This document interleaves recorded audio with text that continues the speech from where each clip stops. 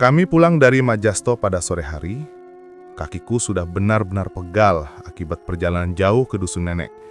Jalanannya penuh lumpur dan batu, bikin sepatuku habis kotor. Di tangan ibu ada sebuah bungkusan yang dibungkus kain putih tebal. Bentuknya lonjong, seperti botol air galon yang dibalut kain. Namun lebih kecil dan lebih padat, seolah ada sesuatu yang keras di dalamnya. Kain tersebut sangat kaku. Terasa seperti kain yang sudah tua dan tidak pernah dicuci ketika aku sempat menyentuhnya sewaktu ibu hendak naik motor. "Santai nak, hati-hati agar tidak terjatuh," kata ibu, menahan tanganku dengan erat. Udara di sekitar bungkusan itu terasa dingin, sangat dingin, meskipun hari itu cuaca begitu panas sampai-sampai keringat bercucuran di dahiku.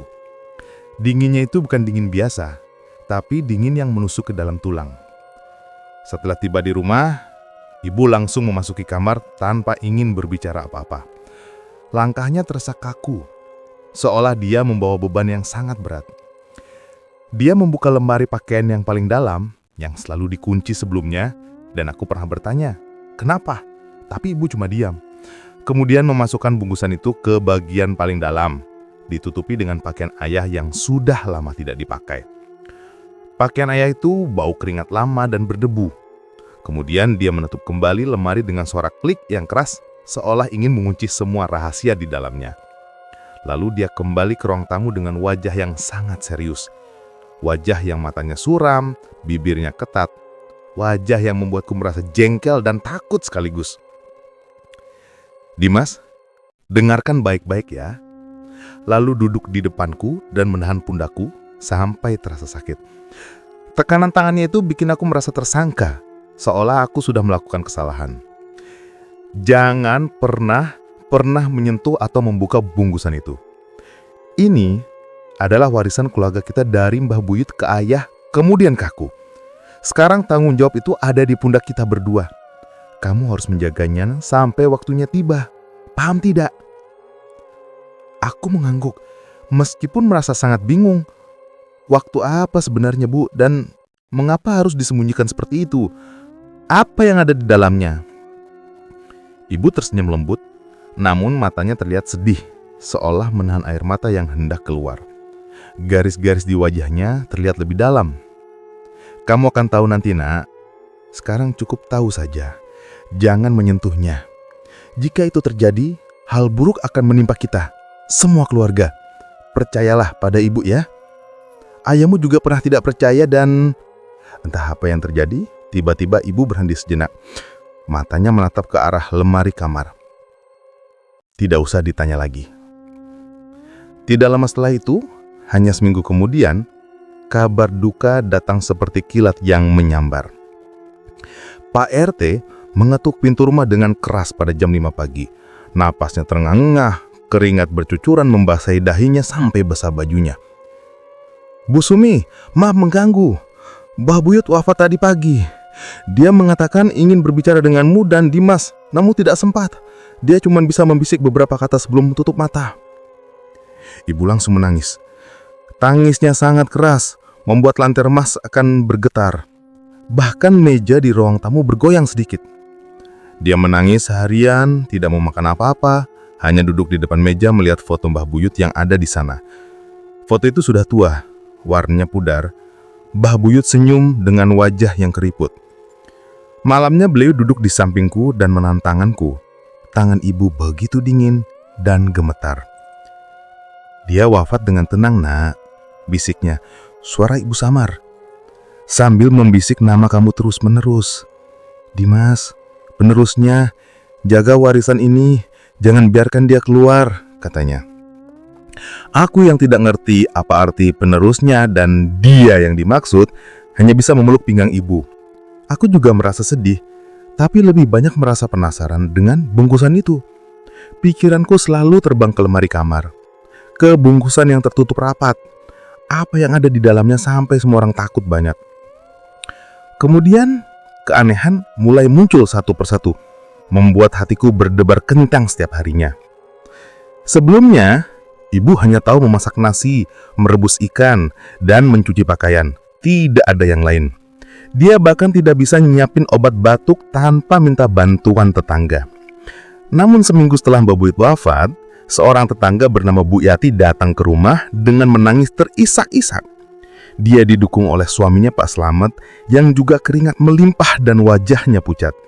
Bu Yati berbaring di sofa, perutnya sangat buncit seolah akan pecah. Keringat melimpah di dahinya sampai basah baju kurungnya. Dia menangis sambil memeluk perutnya.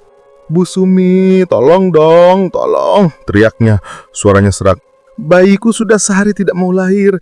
Sudah ke puskesmas, dokternya cuma memberi obat pereda nyeri saja. Katanya harus menunggu. Aku takut dia mati di dalam perut. Tolong Bu, bantu." Aku sangat terkejut bener itu. Aku melihat ibu yang tadinya duduk diam, tiba-tiba berdiri. Matanya terlihat berbeda. Lebih terang, tapi juga lebih seram. "Bu, apakah ibu tahu cara merawat bayi yang sulit lahir?"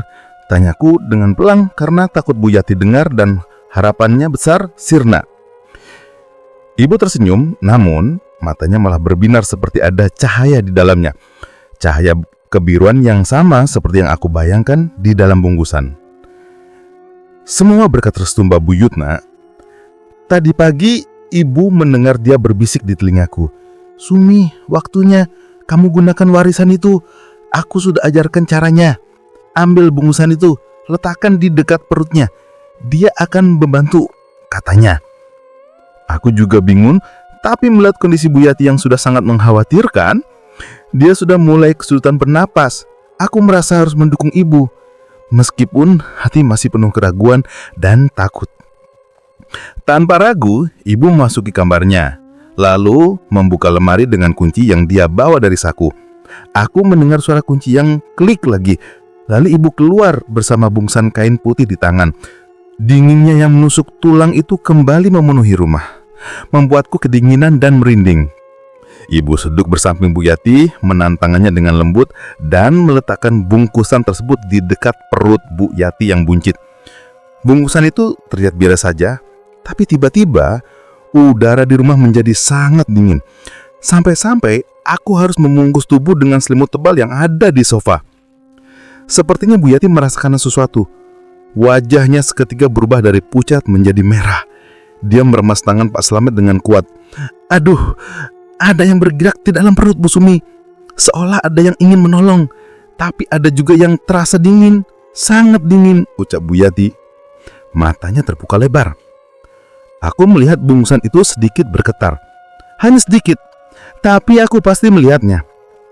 Cahaya kebiruan samar mulai keluar dari celah-celah kain, menyinari lantai di bawahnya. Setengah jam kemudian, suara tangisan bayi terdengar. Keras dan nyaring, membuat semua orang terkejut. Bu Yati menangis bahagia, air matanya mengalir bebas. Sudah lahir Bu Sumi, bayiku sudah lahir." Ibu tersenyum lebar sampai matanya menjadi kurva.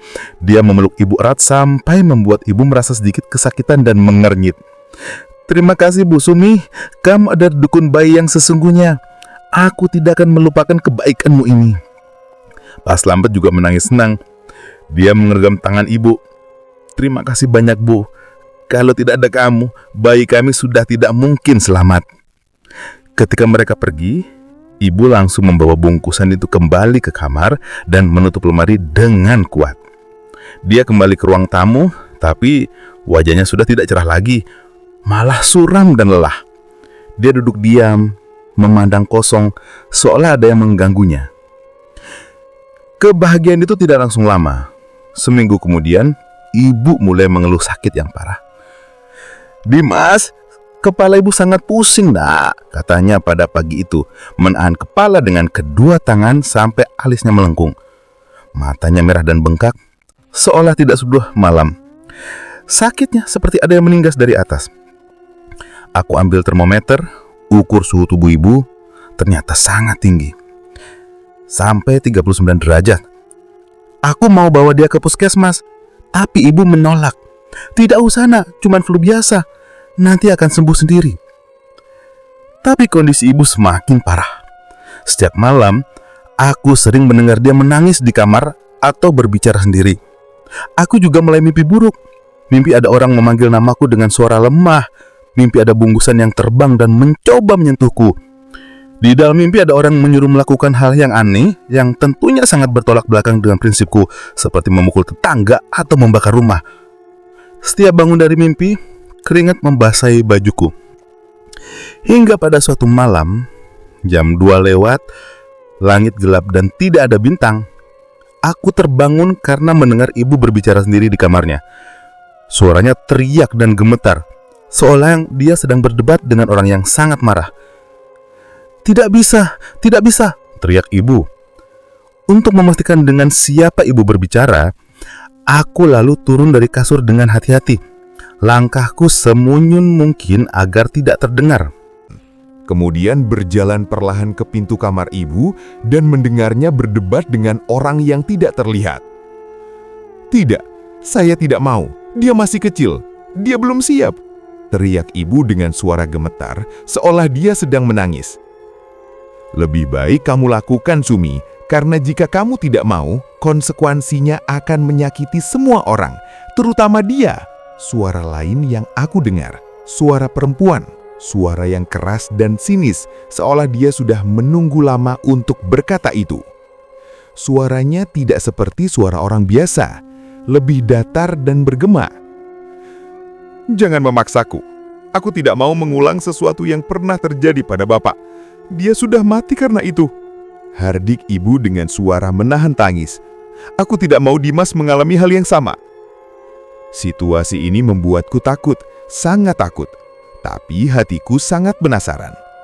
Penasaran itulah yang membuatku berani membuka pintu kamar ibu sedikit, cukup untuk melihat apa yang terjadi di dalam.